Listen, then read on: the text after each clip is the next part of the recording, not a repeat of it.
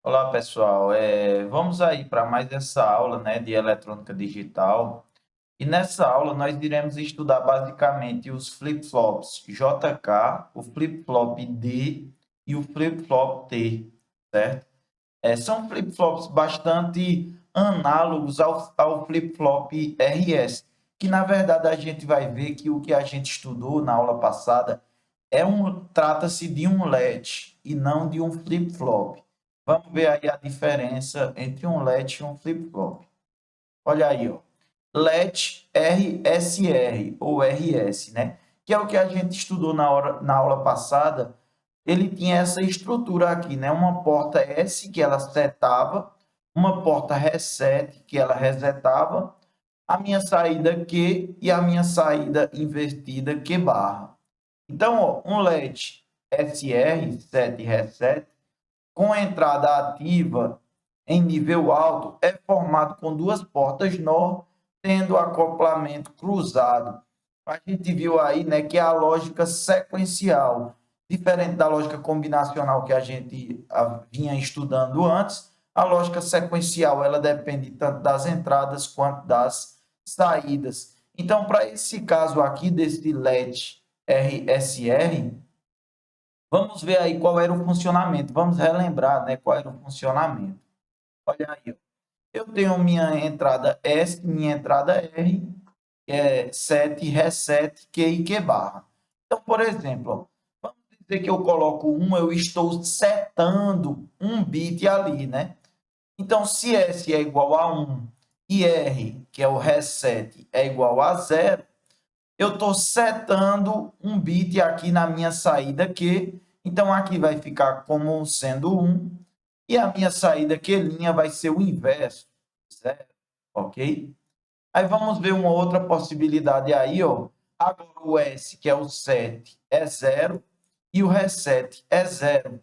Se vocês bem lembrarem, a gente entrou aqui no estado de memória, onde eu armazeno o meu bit lá, né? Então, ó, eu vou permanecer com o estado anterior, ou seja, Q igual a 1, Q barra igual a 0, Q' igual a 0. Agora vamos para outra possibilidade, onde eu tenho, né, o set igual a 0 e o reset 1. Se eu estou resetando, né, o reset é 1, é como que eu estou resetando, né? Eu estou tornando tudo 0. Ou seja, tudo não, né? A minha saída principal, que é a Q, ela fica 0. E a minha saída Q barra, que é o inverso de Q, obviamente ela vai ser igual a 1.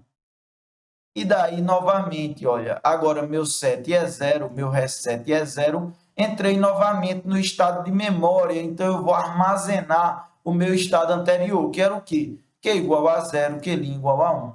Foi isso que a gente estudou na aula passada, né? Qual era o grande problema do LED SR?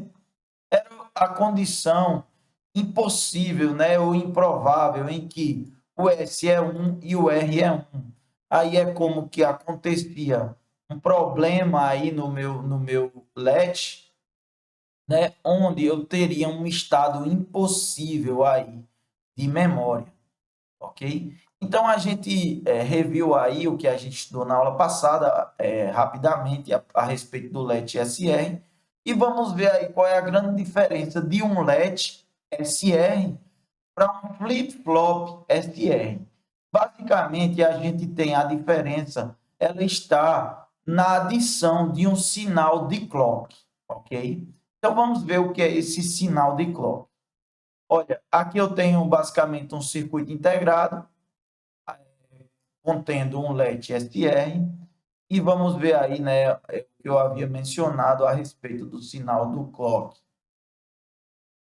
Sinais de clock. O que é que se trata o sinal de clock? Olha, existem dois modos de operação, basicamente, dos sistemas digitais. O primeiro deles, ó, é o modo assíncrono, que é a forma que opera o LED SR. Como é que é esse modo operacional? As saídas dos circuitos lógicos podem mudar de estado a qualquer momento, em que uma ou mais entradas também mudarem. Ou seja, mudou a entrada, a saída muda imediatamente. E é assim que funciona o LED SR, por exemplo, como a gente viu. E qual é esse modo novo aí, né, de operacionalização, que não é assíncrono, é o modo síncrono, com implementação do sinal de clock. E como é que funciona esse modo síncrono? Vamos ver aí. O modo síncrono, os momentos exatos em que uma saída qualquer pode mudar de estado estão determinados por um sinal denominado clock, geralmente uma onda quadrada. Então, olha, a saída, as entradas elas podem mudar, mas a saída ela só muda em momentos específicos, que é o que? Os momentos determinados pelo pulso, pelo sinal clock. Então, olha, é como se fosse uma banda, né? Ela toca em um ritmo. Então, os sistemas síncronos, que são a maioria dos sistemas digitais, eles só transmitem dados em momentos específicos, que são dados pelo pulso clock. Então, olha, a gente vai ter aí essa nova característica aí dos sistemas digitais, que são dados por mudanças no estado apenas em momentos específicos definidos pelo clock. Então vamos ver aí, ó, como funcionam esses sinais síncronos. Olha, os sinais, a maioria muda de estado apenas quando ocorre a transição do sinal clock. Como foi dito, o sinal clock é uma onda quadrada. Então, quando é que ele transita, quando é que ele muda? Ele muda de 0 para 1 ou de 1 para 0. Isso aí, ao longo dessa aula, vai ficar bastante claro aí, certo? Para vocês. Então, vamos ver, ó. As transições, elas podem ser positivas, de 0 para 1, ou negativas, de 1 para 0, certo? Que são as transições dos sinais clock. Olha aí a forma de um sinal clock, que é uma onda quadrada. Olha. Nesse caso aqui, ó, estava 0, vira 1, estava 1, vira 0, estava 0, vira 1. Então, ó, quando ele sai de 0 para 1, a gente chama, né, transição positiva ou borda de subida, ok? E quando o sinal ele passa de 1 para 0, a gente chama transição negativa ou borda de descida. Nessa aula, nós iremos tratar apenas de clocks com transição positiva ou borda de subida, ok? Então, olha, imagina aí que o flip-flop SR ele será um LED SR adicionado de um sinal de clock. Então, as saídas elas só irão comutar nessas subidas de borda, nesses momentos, ó, em que o clock sai de 0 para 1, de 0 para 1, de 0 para 1, ok? Então, nós iremos fazer um exemplo aí que ficará bem claro o funcionamento desses flip-flops. Então, ó, flip-flop SR, disparo por borda. Vamos ver aí o funcionamento, ó. As entradas S, que é a 7, e R, reset, do flip-flop SR, são denominadas entradas síncronas, porque os dados de entrada são transferidos para a saída do flip-flop apenas na borda de disparo do pulse clock. É o que eu havia dito para vocês. Agora, não basta a gente mudar as entradas que a saída irá mudar instantaneamente. A gente terá que mudar as entradas, mas a saída ela só muda na transição, na borda de disparo do pulse clock. Apenas quando o pulse clock tiver uma transição. Então, antes a gente só tinha a entrada S, a entrada R e as saídas Q e Q barra. Agora, além dessas quatro variáveis, nós teremos aqui o pulso clock, ok? E vamos ver como é que isso funciona, né? Esse pulso clock. E no caso, como eu mencionei para vocês, ele terá borda de subida. Vamos ver como é que funciona na operacionalização desse flip-flop. Então, gente, vamos pegar esse exemplo aqui, ó, para a gente avaliar como é que funciona, né? O flip-flop SR agora com o sinal de clock. Então, aqui, ó, a forma geral do sinal está aqui em cima, né? E vamos ver, ó. Vamos dizer que o clock inicia a disparar, né, em tempos regulares. O clock subiu e esse é o momento preciso em que todas as entradas, ó, a entrada 7, a entrada S aqui, a entrada reset, a saída Q e a saída Q barrado. Então, ó, esse é o momento em que nós observaremos qual é o valor das entradas, ó. Nesse exemplo, 00, então a gente estaria aí no estado de memória. E daí as saídas, elas comutam nesse exato momento. Então, vamos dizer que inicialmente o Q é 0 e o Q barra, Q linha, é 1. Então, esse é o estado inicial. Aí, ó, o pulso clock, ele segue, ok? E a entrada S segue, só que ó, a entrada 7 permanece em 0, só que a entrada reset vira para 1, ok? Nesse caso, tudo permanece igual, por quê? Porque o clock ele está em continuidade e ele só passa as entradas, o valor das entradas para a saída, nos momentos em que o pulso ele sai de 0 para 1. Então, ó, nada acontece, o clock segue normalmente e agora, nesse momento, subiu, aborda novamente. Agora é a hora em que ocorre a transição. Avalia-se. O 7 é 0, o reset é 1. Então, se o 7 é 0 e o reset é 1, o que permanece em 0 e o que barrado é em 1. Nada muda também, né? Aqui nas saídas, nesse momento da transição do clock. E daí, o clock segue. Só que agora o 7 foi para 1, ó. Minha entrada 7 foi para 1. E meu reset foi para 0. A gente sabe que quando o 7 é 1, a saída aqui deve ser 1. Só que, veja bem, a Q ela permanece em 0. E a Q linha ela permanece em 1. Por quê? Porque só muda nas subidas de clock. O clock ainda está descendo, ó. Agora, o clock vai subir nesse momento. Nesse momento que o clock vai subir, aí nós vemos que a entrada S é 1, a entrada reset é 0. Então, aí sim, ó, nesse exato momento, o meu Q ele vai para 1, né? Ele muda a minha saída e o meu Q' muda a saída. Então, ó, as saídas elas só mudam nos momentos exatos. Note que o 7 ele foi para 1 nesse momento aqui, ó, e o reset foi para 0. Só que o Q só foi para 1 na subida do clock e o Q barra só foi para 0 na subida do clock. E daí segue o pulso de clock normalmente. O meu set 1 vira 0 agora, o meu reset 0 vira 1.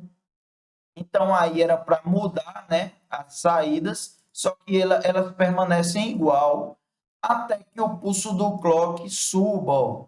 Nesse momento que o pulso sobe, aí sim, ó, avalia-se quais são os estados de set e de reset. Set é 0, reset é 1. Daí sim, ó, o Q ele vai para 0, né, como a gente sabe, e o Q barra vai para 1. E daí, ó, nós teremos aí mais uma variação. O set saiu de 0 para 1. O reset saiu de 1 para 0. Só que o Q ele permanece igual e o Q barra igual. Até quando? Até a subida do clock. Subiu o clock aqui, ó. Agora sim irá comutar as saídas, ó. Como o 7 é 1, o Q vai para 1. Como o reset é 0, o que linha vai para 0. E daí, né, segue normalmente até o próximo pulso de clock e assim sucessivamente, né? Então, o modo de operação é exatamente esse dos flip-flops. A partir de agora, as saídas elas só irão comutar, né, quando o pulso de clock ele for de 0 para 1. E daí, qual é o grande problema ainda do meu flip-flop STR? É exatamente o estado proibido, né? O estado inválido, que é o estado lá em que o set é 1 e o reset é 1. Então, para esse momento em que set é 1 e reset é 1, esse flip-flop ele não tem uma saída lógica válida, né? Então, por isso, foi criado o flip-flop JK. E o flip-flop JK nada mais é do que o flip-flop RS, SR, só que ele apresenta uma saída lógica para o caso em que o S é 1 e o R é 1. Então, vamos estudar aí, né, como é que funciona o flip-flop JK. Ó, o flip-flop JK, veja só. Flip-flop JK, ele tem um funcionamento idêntico ao flip-flop SR, nas condições set, reset e repouso, ou seja, na condição em que set é 1 e reset é 0, na condição que reset é 1 e set é 0, e na condição de repouso, que é a condição de estado de memória, em que os dois são zeros, diferindo apenas na condição de estado inválido, né? Onde o set é 1 e o reset é 1. Então, nesse caso agora, nós trataremos J e K, né? Como sendo os antigos set e reset. Ou seja, no caso em que J é igual a 1 e que K é igual a 1, agora sim nós teremos uma saída, ok? Uma saída válida. E daí, ó, para que vocês conheçam, né? Esse é o formato do meu flip-flop JK, as saídas continuam Q e Q barrado, só que agora no lugar do set eu terei o J e no lugar do reset eu terei o K, ok?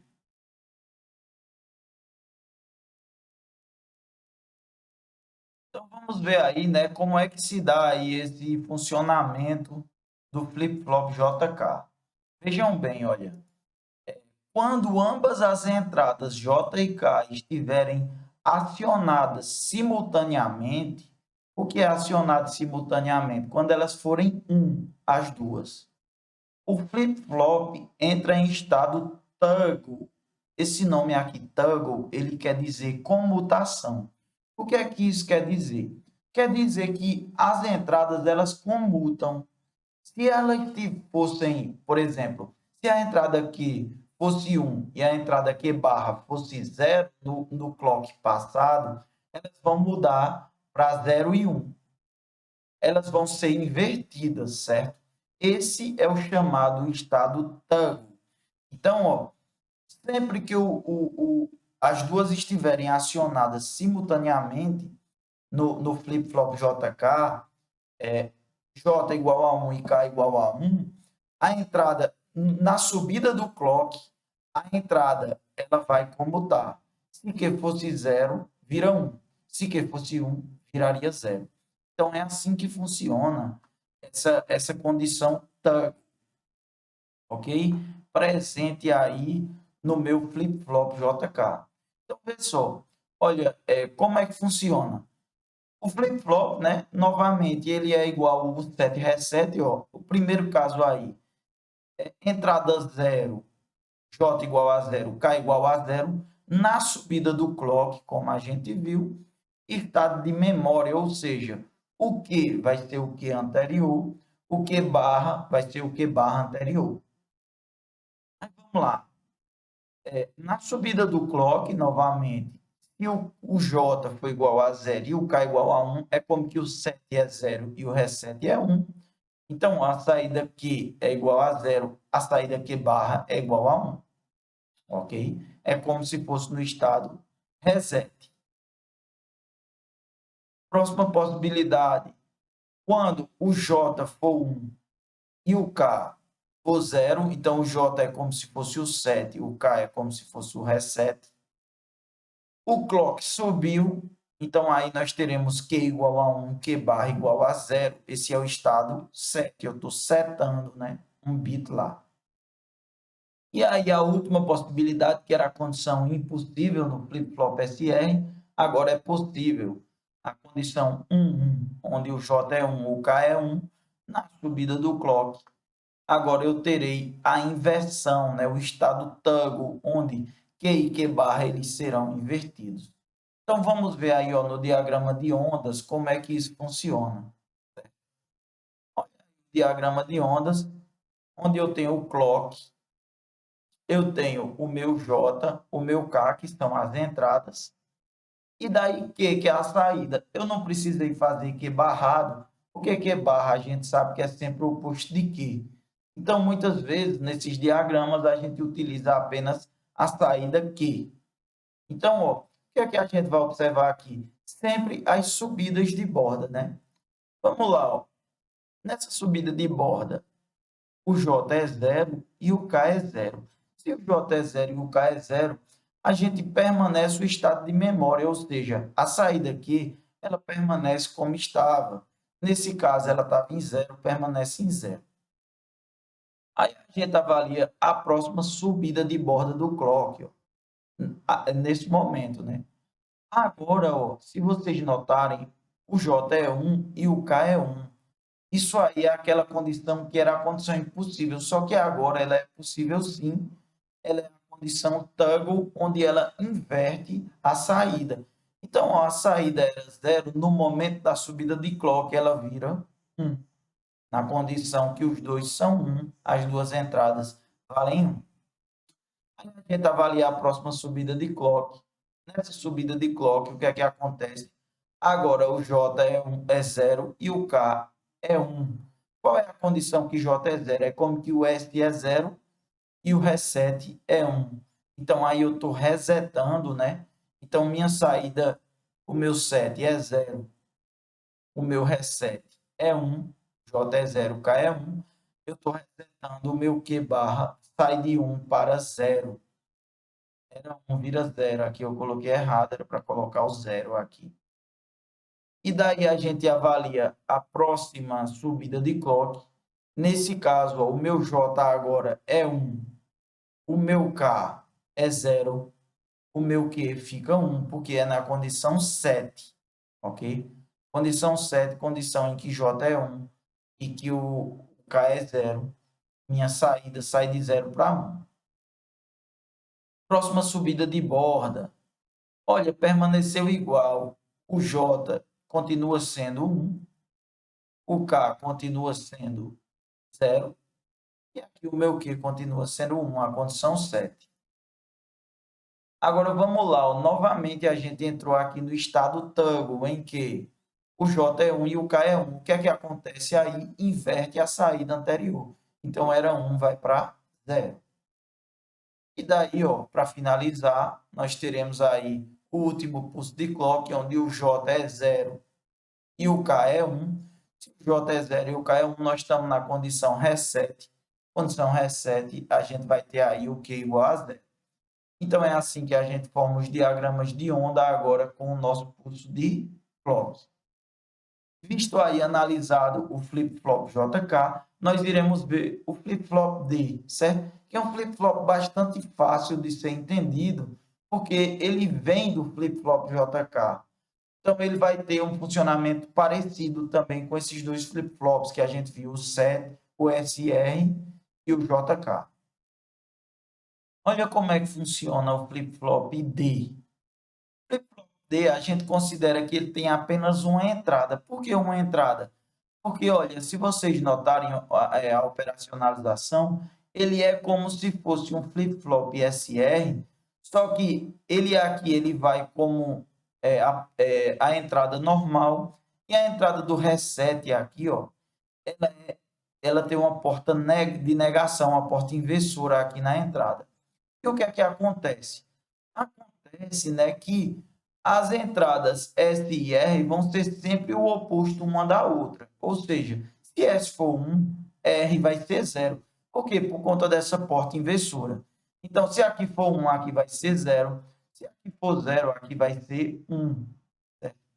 Então, é bem fácil, né, da gente construir esse flip-flop D, do tipo D.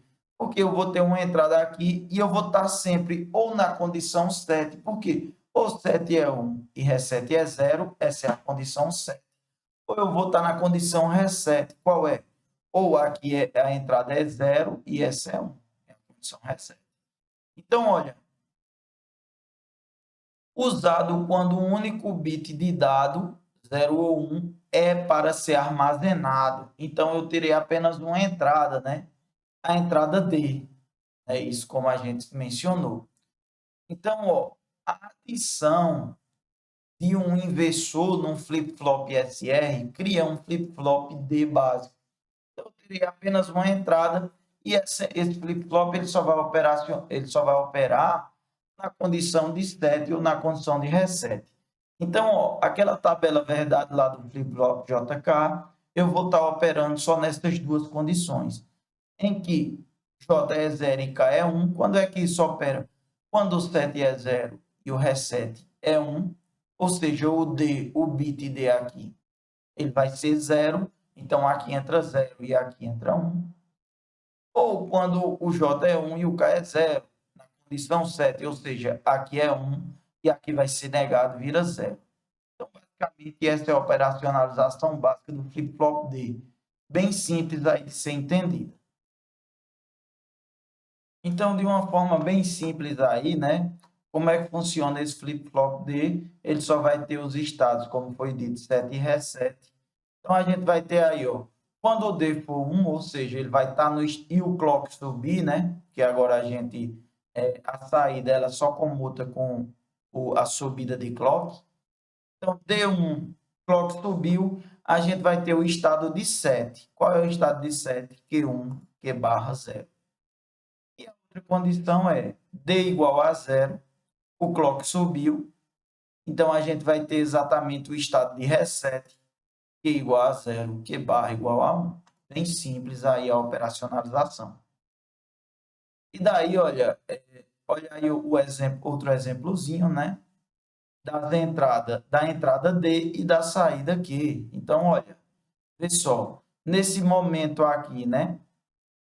Dessa subida de clock, o que é que acontece? O D é igual a 1, então o Q ele vai para o estado 7, vai para 1. Próxima mudança, próxima subida de clock. Próxima subida de clock, o que é que a gente tem aqui, ó, nesse momento, né?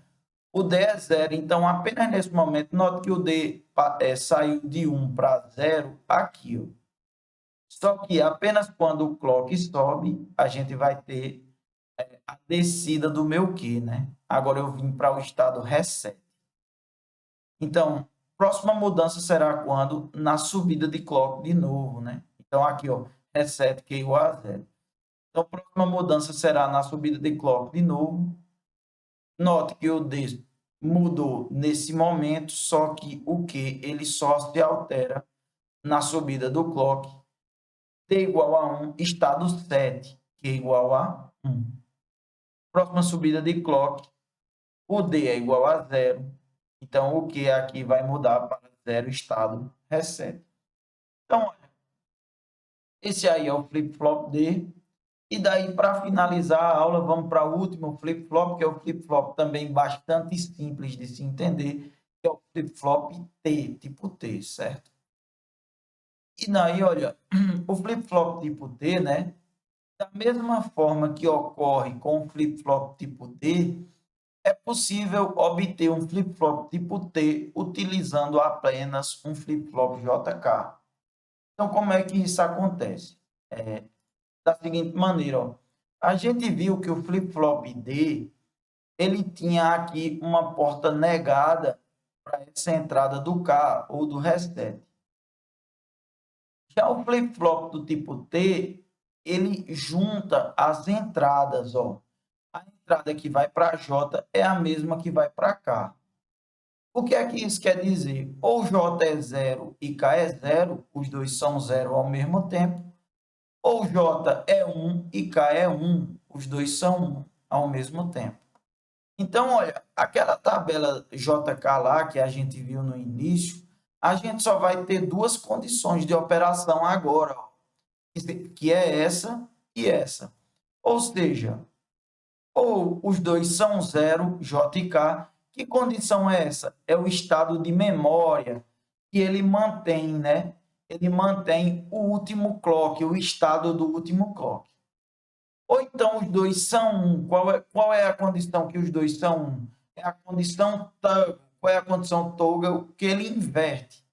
Ele inverte a posição anterior. Então, ó, ou ele mantém a posição anterior ou ele inverte. Esse é o flip-flop tipo T, certo? Bem simples daí de entender, é exatamente a junção das duas entradas em uma única entrada. Basicamente, era esse o escopo da aula de hoje, certo? Fico à disposição aí para eventuais dúvidas e esclarecimentos.